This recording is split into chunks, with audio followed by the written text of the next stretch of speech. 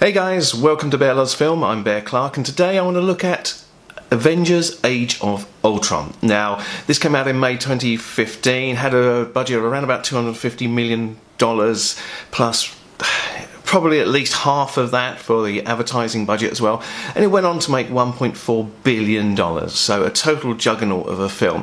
Now, a lot of people rate Avengers Assembled as probably one of the best MCU films ever made, and I do love Avengers Assemble, and I will be reviewing it. But I also love Age of Ultron. In fact, I prefer Age of Ultron. Now, let me tell you why. One of the things that Age of Ultron does, I think, very well is it sets up a number of dynamics within the MCU. Although we've seen the Avengers come together in their first film, and also we've seen them on their antics in individuals and occasional crossovers, etc. With Age of Ultron, what we've actually got is we start to see bonds breaking and also bonds starting to form. So, for instance, when we eventually have the creation of Vision, there is the feeling there that the Scarlet Witch is perhaps going to end up having feelings, which is something that we are obviously going to see a bit more of in Avengers Infinity War. We also see the tenderness and love and respect building between Bruce Banner and the Scarlett Johansson's character Black Widow. I particularly like when they have the little talk after he's used up all the water in the shower, and she explains to him that he's actually not the only monster on the team. I thought that was a very clever decision for Joss Whedon to make when he made the film, and I think it adds a lot of nuance to it. Now, we also see bonds starting to break. We can see the effects of Tony Stark's Iron Man. His recklessness. He's brilliant, but he's also reckless. His arrogance in what he thinks he can achieve actually ends up taking him down a much darker path. And when he creates Ultron, when he tries to use the power of the Infinity Stone to make an iron shield around the world, as he calls it, and creates this monster in Ultron, we start to see the fracture between him and Captain America. Now, obviously, this goes on and eventually turns into the Civil War, a film later on down the lines, but we already see the argument starting to show.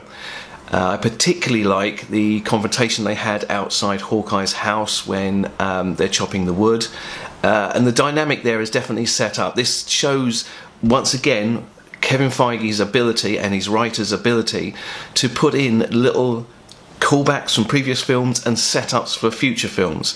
Now, one of the things that for me I find a little irritating is that an awful lot of people write off Ultron as being a generic CGI character. I don't see him that way. I think James Spader put an awful lot of nuance within his voicing of the character, and I think the way we saw him take over Jarvis and destroy Jarvis until Jarvis hid himself within the internet, and how we see him evolve. There is the desire to improve himself, to make himself better, to see himself as the evolution, to evolve. We also see him almost as a childlike when he throws his tantrums and he struggles with his words. We can understand his motivation. Now, yes, every superhero film pretty much has some big bad going to destroy the world. It's been the same for virtually everything, whether, we're even Infinity War, obviously we're going to have Thanos, who's going to basically try and destroy half of the universe. Now, with Ultron, we can actually see and understand what he's trying to do, even though we don't agree with it. And I think that Ultron really shows us just how Tony Stark can be the end of mankind, because his brilliance isn't tempered by morality. Well, not as much as it should be. Now, obviously, he does get a sense of morality in Civil War, but we don't really see that in Ultron.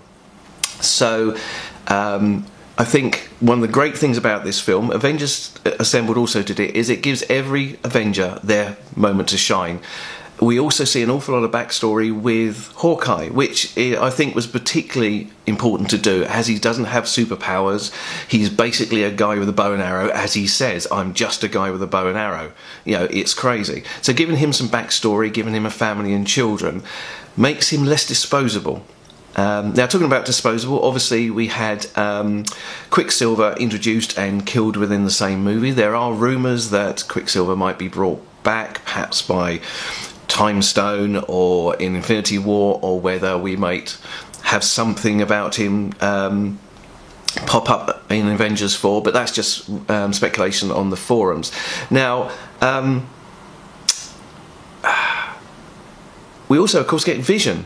You know, from the terror of Ultron and the ability of to destroy the world and kill mankind, we have the birth of Ultron. The birth of Vision, who is an interesting character, and he's not my favourite, far from it, but John Bethany plays a very good character, and you certainly see the sympathies within him, and I think that's what brings the Scarlet Witch to him. Now, the Scarlet Witch, I think, is somebody that we're going to see a lot more of going into the next phase of the MCU, because I don't think we've even scratched the surface of her powers. A little bit like Jean Grey's Dark Phoenix persona when it goes into the X-Men.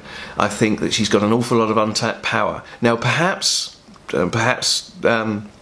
Doctor Strange will actually be able to counsel her, mentor her, help her contain those powers, because I've got a feeling that we could have a potential mega villain further on down the line if push comes to shove. You know, if somebody kills Vision, Thanos, whoever, then we could go down that route. But getting back to this film, and I think what it does is it very carefully and cleverly gives us character developments. We actually see more about the characters. We see the bonding and, as I say, the potential breaking of these friendships. We see how they work together, but also the friction that can be caused later on down the line. And also we get some great action set pieces. Now, I'll be quite honest, rocking the t-shirt, etc., but Captain America is my fave, and I think that his sign of leadership in this film, and how I love when he basically, his whole purpose at one point is to piss Ultron off, to keep him busy while they're trying to get the incubating casket away from him. What I know some people have found difficult with Ultron is the fact that basically it ends up, the final act, we end up with a generic pile of robots who have no personality. They're just an endless stream of things for Captain to punch, Thor to hit with his hammer, Hulk to smash, etc., etc. But I think having Ultron be able to skip in and out of these different bodies also gives it another twist that sometimes people forget to bear in mind. So Age of Ultron, for me, is actually one of my favourite MCU films. Now, I know Avengers Assembled is generally more popular, but for me, Age of Ultron is the better of the two films because of the way it mixes character development with the action. So I'm sure you've seen it a dozen times, and with me having already bought all my midnight screening tickets for Avengers Infinity War, I'm definitely going to be watching it again in the run-up in the next couple of weeks to Avengers Infinity War. But Age of Ultron, if you watched it and you weren't too impressed with it, go back and watch it again. It's a great setup for Infinity War, and you might just find you enjoy it even more than you did the first time. So for me, Age of Ultron gets a very well-deserved A. Hope you enjoyed the video, guys. Don't forget to like and subscribe if you haven't already, and I'll see you next time.